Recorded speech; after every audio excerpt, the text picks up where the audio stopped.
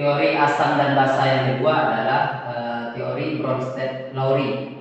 Jadi menurut teori Bronsted-Lowry, ada basa yang tidak memiliki atau menghasilkan ion OH- dalam air, tapi dia sendiri bersifat basa. Jadi menurut teori Bronsted-Lowry, ada basa yang tidak memiliki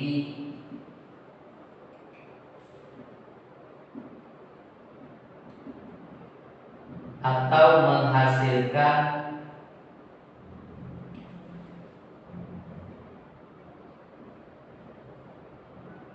ion OH- dalam air atau menghasilkan ion OH- dalam air, tapi dia sendiri bersifat basa, tapi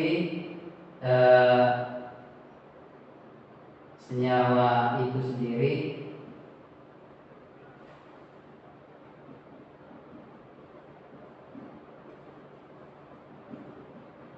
bersifat basa.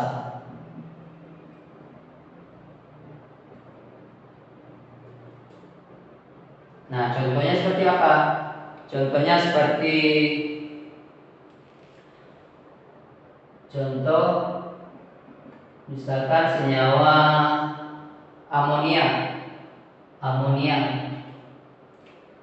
amonia,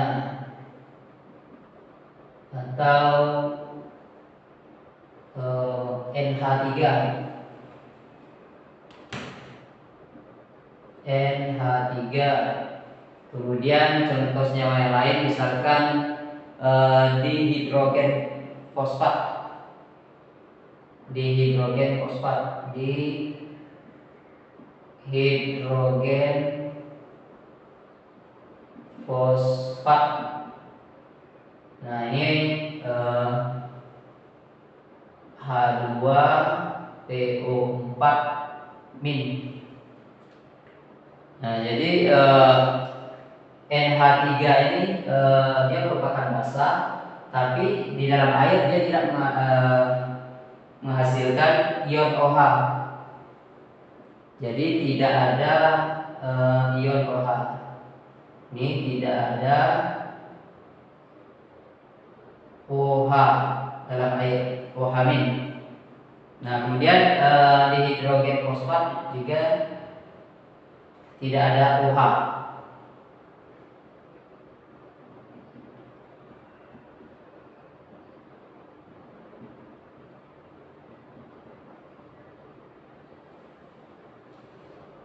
Nah, jadi asam menurut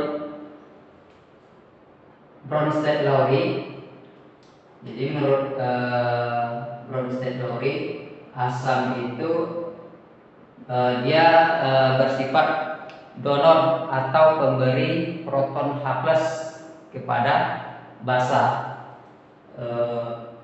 bersifat donor atau pemberi proton H+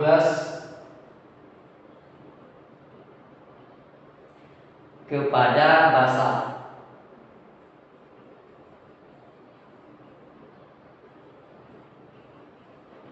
Nah, sedangkan basa menurut Bronsted-Lowry dia bersifat akseptor, akseptor atau penerima proton H+ dari asam, atau penerima proton H+ dari asam. Nah, seperti apa reaksinya? Misalkan reaksi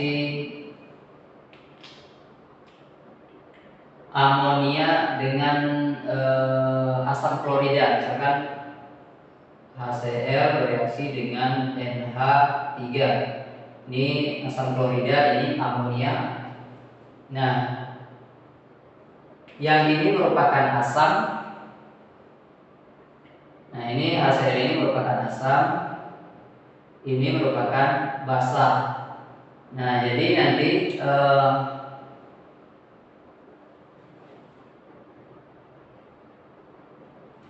reaksi yang terjadi nanti, yang asam ini dia akan menyumbangkan 1 H+ kepada NH3. Berarti NH3 bertambah 1 atom H, berarti menjadi NH4+. Nah, berarti dia menjadi, nah ini dia menyumbangkan 1 atom H ke 1 atom H ke NH3. Berarti dia menjadi NH4+, yang tadinya menjadi amonia,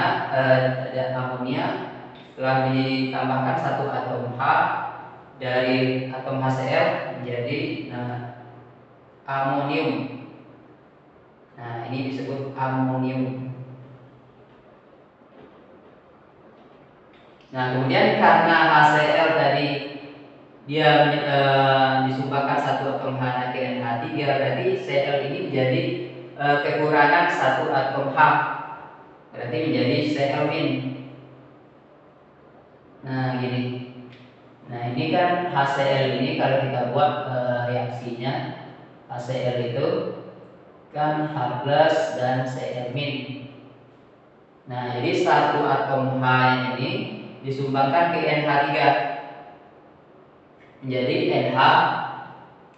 NH4+. Kemudian karena HCl-nya ini menyumbangkan 1 atom H ke NH3, maka Cl ini menjadi kehilangan 1 atom H. Berarti yang tersisa adalah Cl-nya saja. Ini dia. Ini disumbangkan ke sini menjadi NH4+. Nah, inilah reaksi yang terjadi. Nah, yang ini Cl- ini dia disebut basa konjugat. Basa konjugat. Apa itu basa konjugat?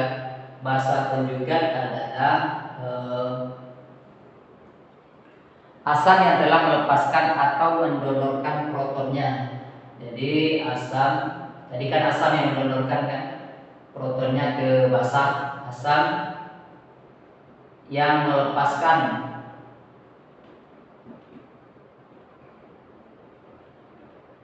atau mendonorkan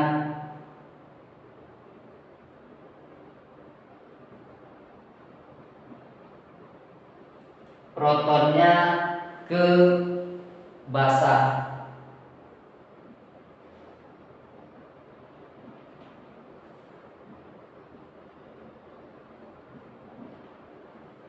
Nah, inilah yang disebut dengan basa konjugat. Jadi asam yang telah melepaskan atau mendonorkan protonnya kepada basa. Kemudian yang NH4+ ini disebut dengan asam konjugat atau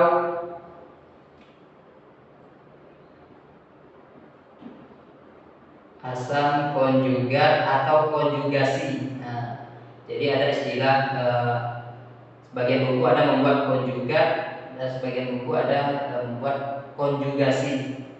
Nah, ini konjugasi. Nah, apa itu asam konjugasi? Asam konjugasi itu adalah basa yang telah menerima atau menangkap proton dari asam. Nah, ini kan tadi basa nih, dia telah menerima 1 atom H dari asam. Jadi basa yang telah menerima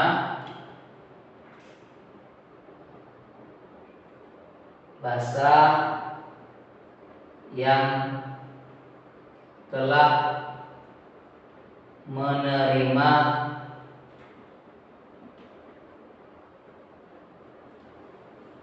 atau menangkap proton dari asam, atau menangkap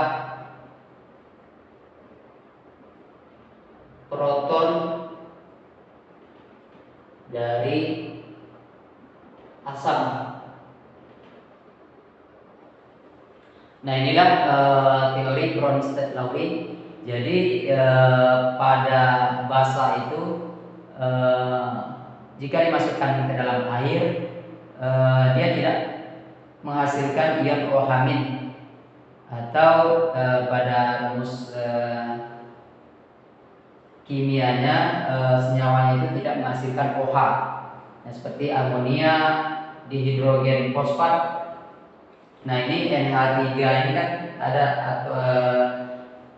atom OH. Nah, ini juga tidak ada atom OH.